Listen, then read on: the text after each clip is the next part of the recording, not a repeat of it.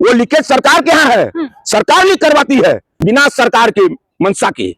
कोई paper leak नहीं हो सकता। करोड़ों नौजवानों का जीवन बर्बाद कर दिया और उसके बाद भी अगर कोई बेशर्म मंत्री ये कहता कि मुझे खेद है। तब तक भाजपा सरकार को अगर नौजवान उखाड़ के नहीं फेंक देंगे, तब तक नौजवानों के भविष्य के साथ भाजपा इसी तरह खेलती रहती है। तो मुमकिन है, सही का मोदी है तब मुमकिन है। मनमोहन थे तो इस तरह के कार्य, इस तरह के लीकेज मुमकिन नहीं थे। देश का सिस्टम आरएसएस के कब्जे में है। एक तरफ अयोध्या में चोरी, डकैती, चोरी नहीं डकैती, दूसरे तरफ बच्चों के भविष्य के साथ इतना, करोड़ों बच्चों के भविष्य के साथ इतना बड़ा खिलवाड़ इन्होंने किया है। अब ये क्या किए कि उससे इन सारे प्रकरण से ध्यान भटकाने के लिए ये अमेरिका में बैठा हुआ व्यक्ति काकरोच एक तो पैदा हो गया। तो भाजपा सरकार यहाँ जनता को, किसानों को, नौजवानों को, विद्यार्थियों को रोज लाठी मार रही है। तब काकरोच कहाँ था? कहाँ था काकरोच? जज से बुलवाया जाता है। ये सब प्लांटेड हुआ है। दीक्षित को बदनाम करने के लिए तमाम पूंजीपतियों ने एक होकर एक फर्जी अन्ना को खड़ा किया। उसी तरह यह विदेशी ताकतों ने फिर एक काकरोच को पैदा किया। कांग्रेस जनता पार्टी का प्रोटेस्ट है जंतर मंतर पर। कहीं ना कहीं ये कहा जा रहा है कि जिस तरीके से प्रोटेस्ट लगातार पूरे देश में हो रहे हैं, देश में बांग्लादेश और क्या कहते हैं नेपाल जैसी स्थिति पैदा कर रहे हैं। एक चीज बता दें, अगर युवाओं के भविष्य के साथ कोई गंभीर इस देश में है, कोई गंभीर है और उसकी लड़ाई लड़ रहा है, तो मात्र एक पार्टी जिसका नाम कांग्रेस पार्टी है और राहुल गांधी के नेतृत्व में लड़ाई लड़ रही है। अभी आपने एक दिन पहले कोटा में देखा है। देखा। और अभी आपने एक नाम लिया काकरोच पार्टी। हमको एक चीज बताइए कि काकरोच पार्टी कौन सी लड़ाई लड़ रही है? कहाँ? अमेरिका में बैठा हुआ व्यक्ति एक तो पार्टी बनाता है, समर्थन तो सभी कर रहे हैं, देश कौन कर रहा है? जनता। अरे जनता माने तुम्हें, आप एक तो पत्रकार हैं और बाकी जनता अब भी है। नहीं, ये जंतर मंतर पे मतलब नहीं, 200 लोग आए थे। 200 लोग आए थे। 200 लोग आए थे। अरे खूब देखा है आपने, देखा है? कुछ नहीं देखा है आपने। 200 लोग आए थे। 200 लोग आए थे, वो भी भाजपा के। या तो भाजपा से आपको कुछ मिल गया होगा निश्चित।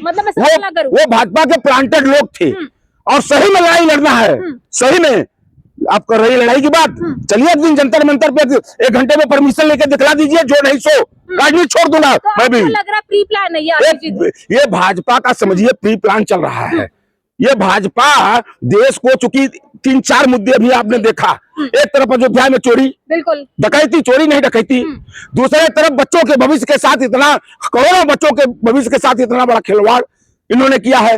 अब ये क्या किए कि उससे इन सारे प्रकरण से ध्यान भटकाने के लिए ये अमेरिका में बैठा हुआ व्यक्ति काकरोच एक तो पैदा हो गया। मतलब रोज यहाँ जो लाठी डंडा खा रहा है, बच्चों के भविष्य के साथ लड़ रहा है, बच्चों के लिए, देश के लिए। अच्छा, उसको इसके पहले 12 वर्ष में भाजपा सरकार यहाँ जनता को, किसानों को, नौजवानों को, विद्यार्थियों को रोज लाठी मार रही है। तब काकरोच कहाँ था? कहाँ था काकरोच? अमेरिका में। अभी इसके पहले जब गए थे मोदी जी, आप जानिए उस व्यक्ति के साथ भाजपा के लोगों की मीटिंग हुई है कि देश में बड़ा बवाल हो रहा है, क्या किया जाए। उसके बाद तब यहाँ जज से बुलवाया जाता है। ये सब प्लांटेड हुआ है। हमारे न्याय जज का बोलना भी प्लान है, प्लान है। नहीं तो अच्छा, जज को क्या जरूरत थी? नहीं, जो संवैधानिक पीठ पर बैठा व्यक्ति है, संवैधानिक पीठ पर बैठा जो व्यक्ति था और देश के सर्वोच्च जज, सुनिए, सर्वोच्च कुर्सी पर, बिल्कुल, उसके लिए देश का नौजवान एक व्यक्ति महत्वपूर्ण होता है। और वो पूरे 100 नहीं 140 करोड़ लोगों का सबसे बड़ा वो केंद्र है जिस कुर्सी पर वो बैठा है।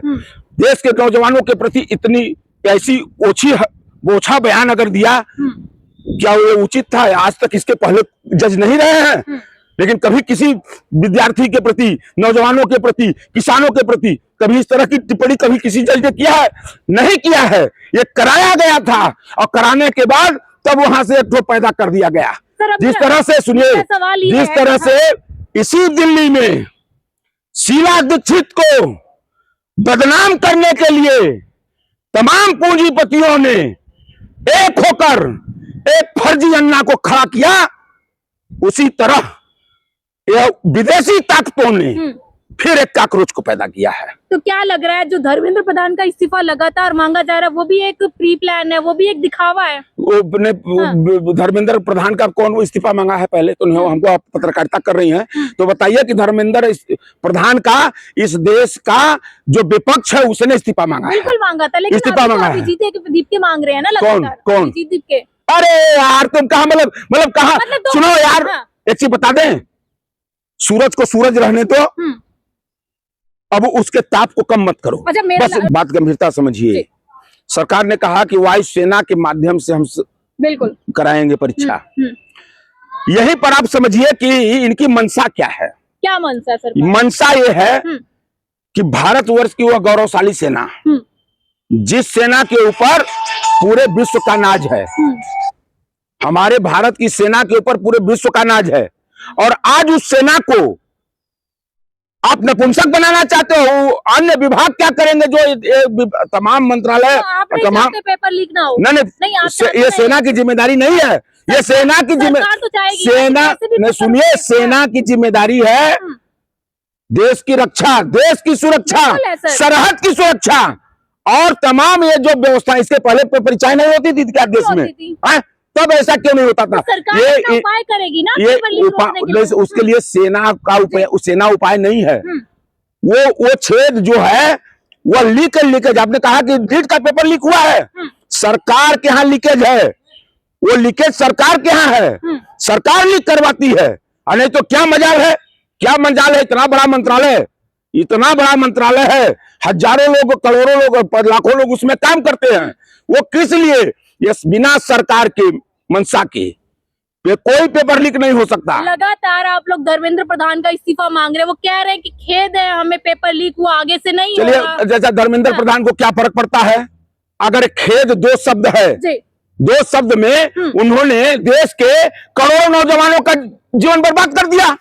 एक शब्द निकाल दिया कि हमको खेद है, लेकिन आप दूसरे पक्ष को समझिए कि करोड़ों नौजवानों का जीवन बर्बाद कर दिया, और उसके बाद भी अगर कोई बेशर्म मंत्री ये कहता कि मुझे खेद है, और एक बार खेद की प्रकट की जाती है, बार बार खेद प्रकट की जाती है। शिक्षा मंत्री का इस्तीफा लेना है, समाधान ये है क्या? शिक्षा मंत्री अगर इस्तीफा दे देंगे तो पेपर अच्छा, समाधान तब दूसरा बताइए क्या है?